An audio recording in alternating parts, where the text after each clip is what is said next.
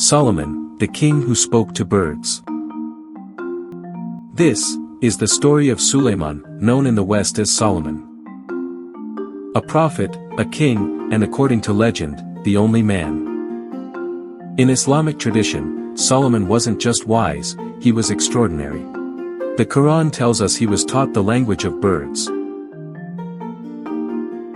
And his kingdom included not only humans, but animals and spirits.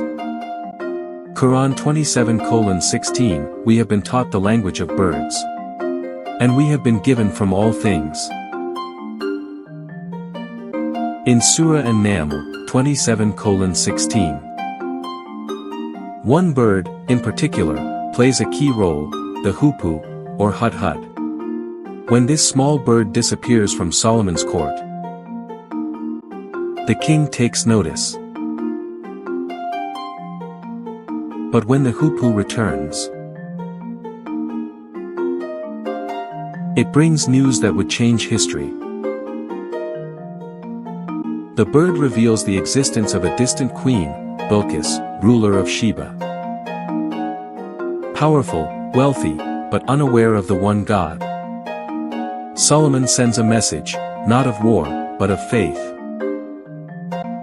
According to Islamic texts, birds were part of Solomon's army, shading him from the sun, scouting from above, even delivering messages. Some legends say they helped construct his palace, lifting materials into place. In Jewish tradition, Solomon's wisdom is legendary. The Hebrew Bible doesn't say he spoke to birds, but later Jewish writings describe him understanding the speech of animals, reading the signs of nature itself.